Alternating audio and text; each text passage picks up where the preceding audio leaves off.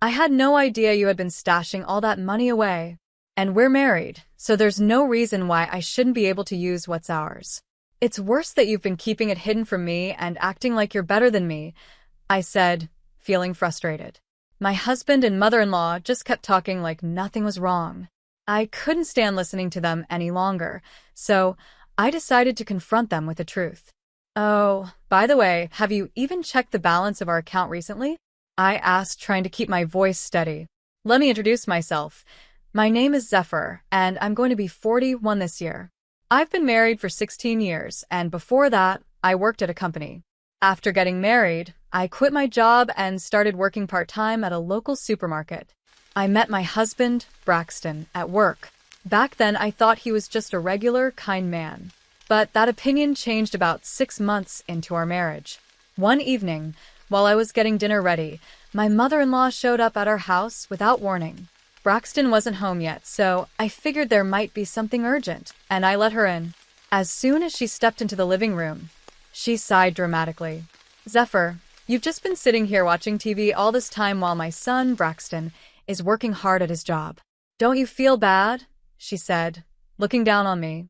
I had been watching TV for a little bit, but I was in the middle of making dinner. Yes, I had the TV on, but I've been in the kitchen preparing dinner. I finished all my chores this morning, worked my shift at the supermarket, and just got back from grocery shopping, I explained, feeling frustrated but trying to stay polite. However, I still apologized. I'm sorry. But that didn't stop her. She strutted into the kitchen and started criticizing the meal I was making. Oh, dear, is this all we're having for dinner? Poor Braxton. He works so hard, and this is what he comes home to, she said, shaking her head in disapproval. I had planned on making curry with a salad, and the salad was already chilling in the fridge. Dinner's not finished yet, I replied, hoping that would satisfy her, but she didn't let up. How could you serve him such a half-hearted meal? What did you even learn at home? She sneered, not only insulting me but also taking a jab at my upbringing. At that moment, I couldn't hold it in any longer and snapped. Did you come over for something specific? She stared at me, wide-eyed, as if she couldn't believe I'd dared to talk back. Oh my, there's no need to get so angry just because I made a comment about dinner, she said, pouting like a child, and then plopped down on the couch to watch TV. I asked again, what is it that you need? It's not about what I need. Shouldn't you be offering your mother-in-law something when she comes by to visit? Have you no manners at all? She scolded me. You're so inconsiderate. Not even a cup of tea? Poor Braxton. She kept repeating, as if that phrase justified everything she said. So, I made her tea, hoping to avoid further conflict. Of course, she complained about the tea too, calling it cheap. I was younger then, still trying to avoid arguments with my husband's mother, and I thought maybe I should just tolerate her out of respect. But the more I stayed quiet, the more she took advantage of the situation. She started dropping by unannounced even more frequently. And every single time, she criticized my cleaning, said I was lazy, and found fault with anything I did. Her constant nitpicking wore me down to the point where I couldn't take it anymore. I decided to talk to Braxton about it. Hey, can you ask your mom to cut back on the number of visits? It's starting to get really stressful for me, I said, trying to stay calm. Why? Is it such a big deal when mom comes over? He responded, seeming completely unaware of what I'd been dealing with. You've seen it yourself. No matter how much I clean or cook, she always finds something to criticize about me. It's exhausting, I explained, hoping he would understand. Well, that's because mom just wants you to work harder, so she's a bit strict with you, he replied casually. I'm doing my best, but when she shows up without warning, I can't even finish cooking or anything, I said, hoping to get some support from him. If you're bothered, then say something to her yourself. Just remember, mom cares about us too, he said, brushing off my concerns like they were nothing.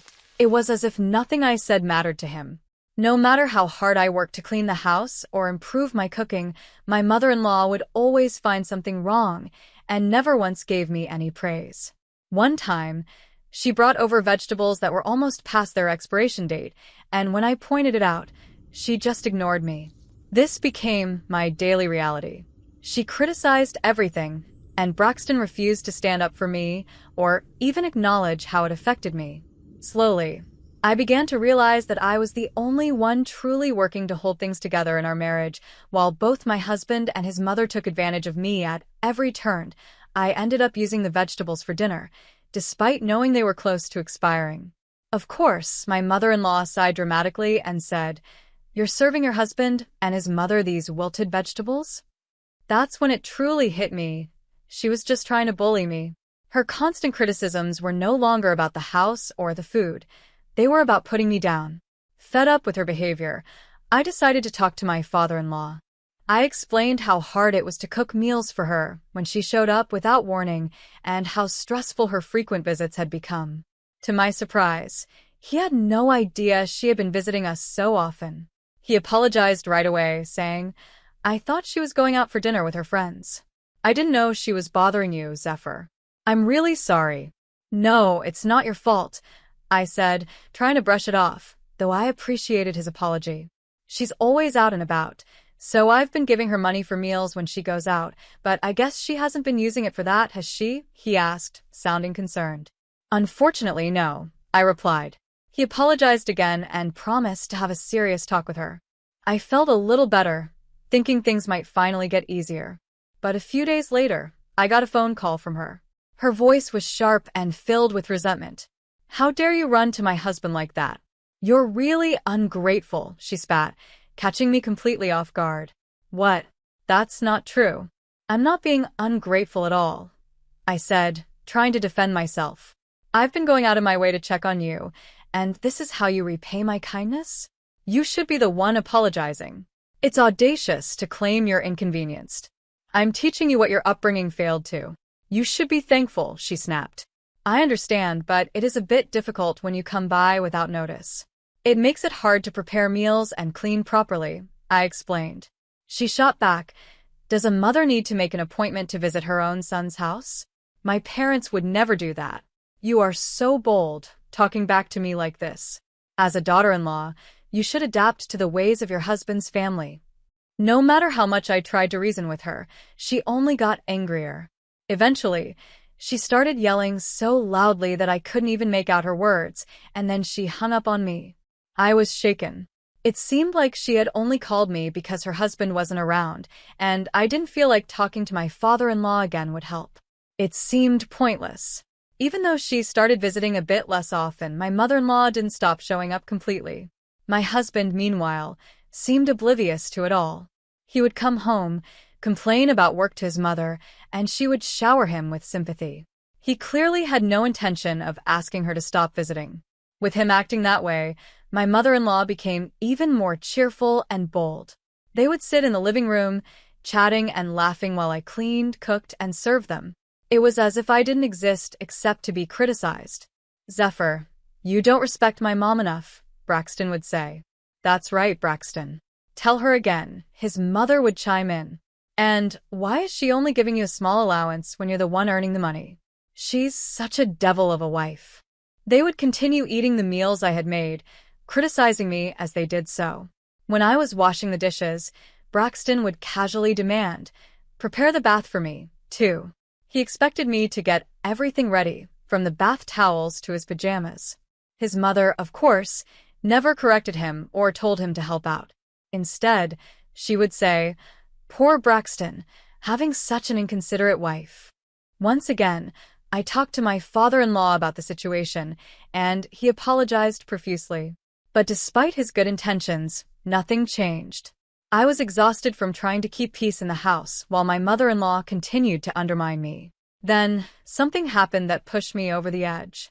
One day, I noticed that the necklace my own mother had passed down to me was missing.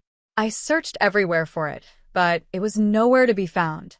When I asked Braxton about it, he shrugged and said coldly, "You probably lost it because you're careless."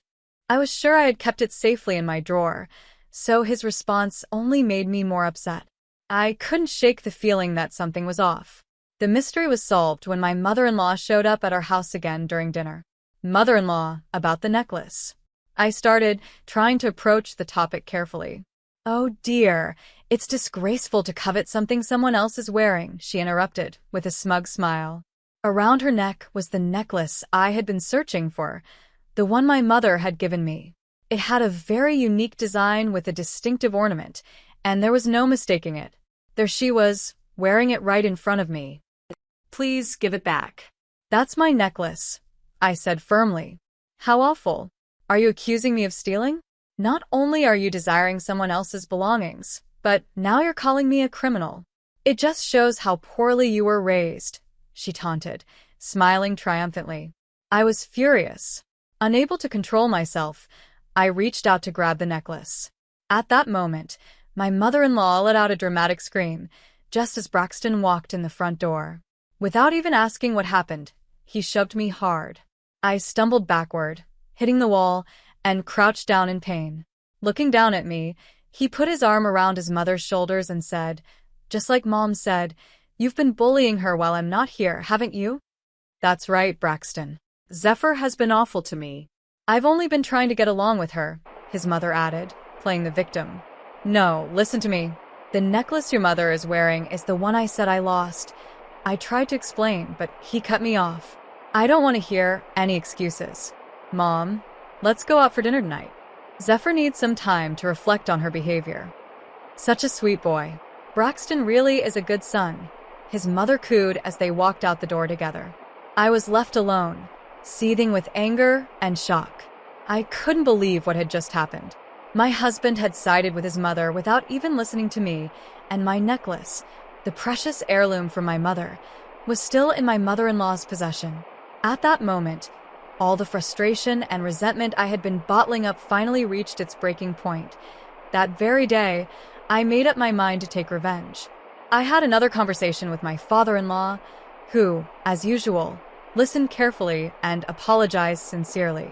During our talk, I found out that even he was fed up with my mother-in-law's outrageous behavior. This revelation gave me the push I needed to finally set my plan into motion.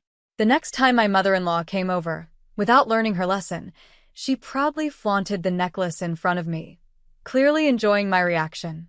I decided to act calm and said, "Oh, I just remembered I forgot to buy something at the store. Could you watch the house for a little while?" Normally, she would have snapped back with some snide comment like, "How dare you ask me to do something?" But this time, she smiled sweetly and said, "Of course. Why don't you take your time? You're always so busy with housework." "Thank you. I'll be back in about 30 minutes, I said, pretending to be grateful. I left the house, my heart pounding, as I headed to the supermarket. My mind raced with thoughts. If I could get solid proof of her wrongdoings, my revenge plan could move forward.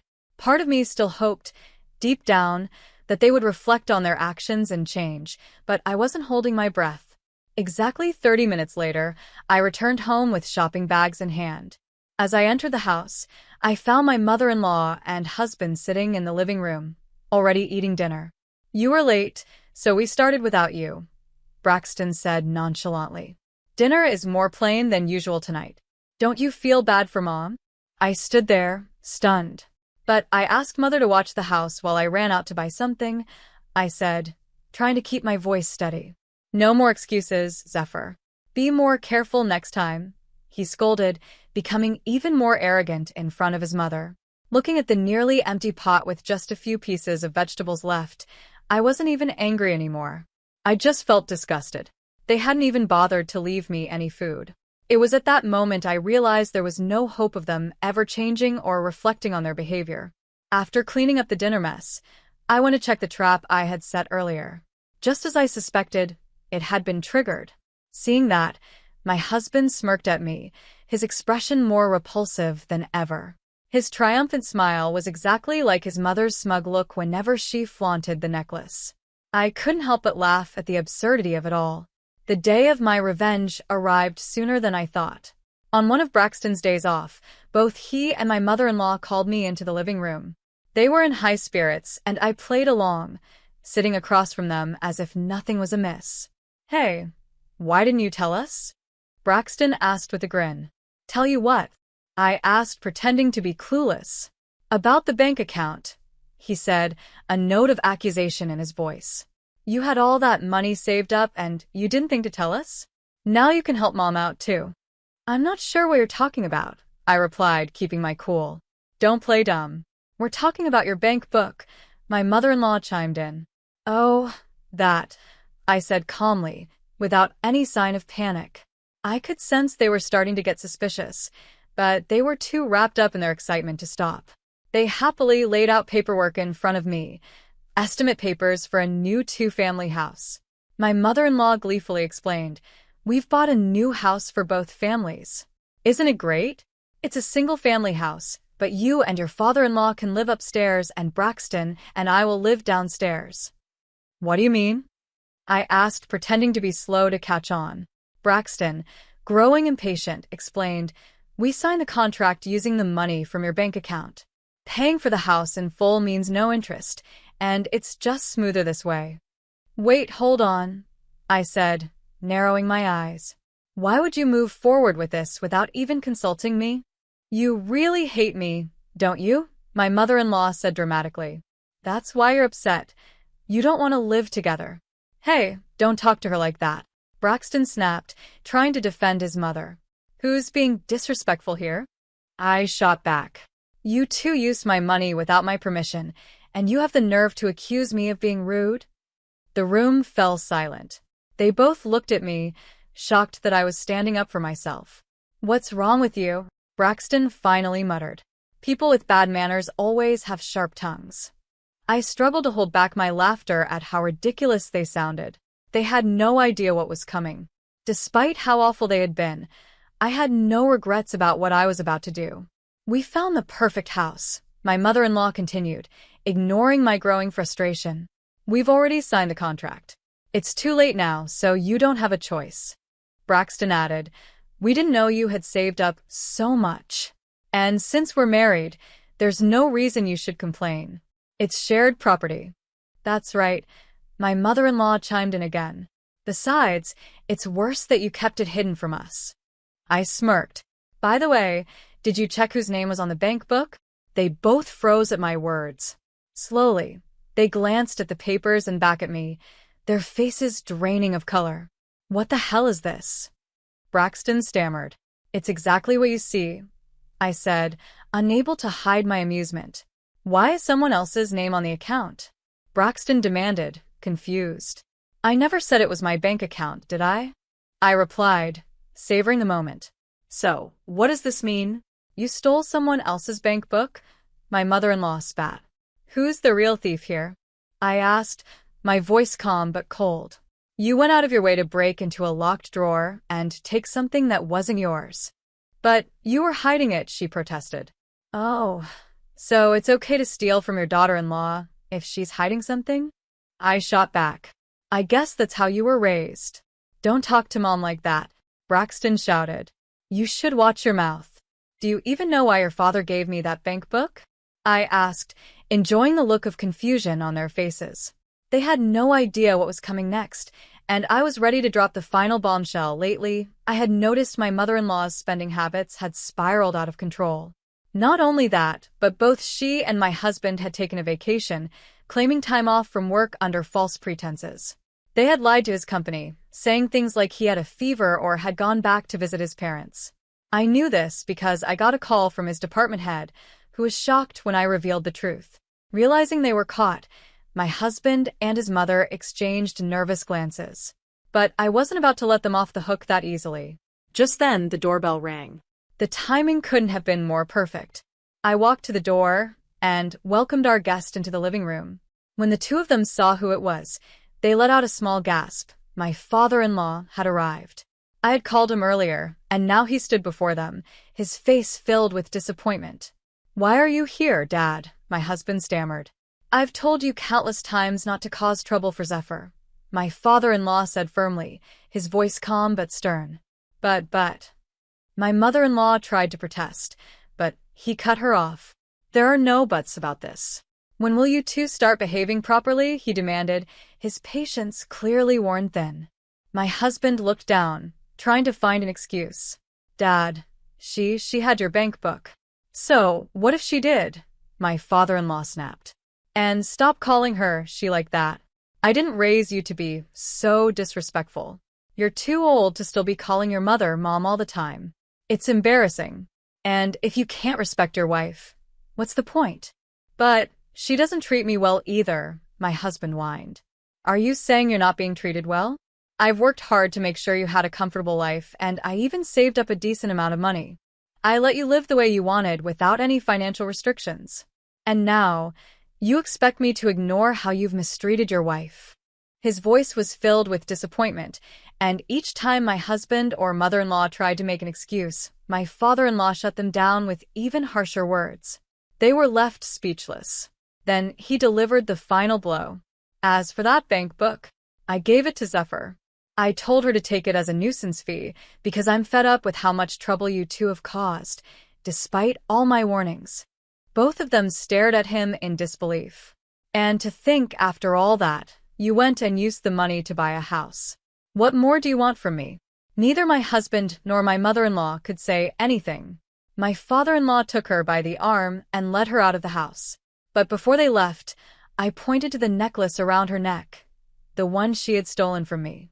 My father-in-law quickly demanded that she hand it over, and I was able to recover it at last. As they left, my husband seemed to grasp what was happening. He forced his mother to bow her head in apology before she disappeared through the door. But it was too late for apologies.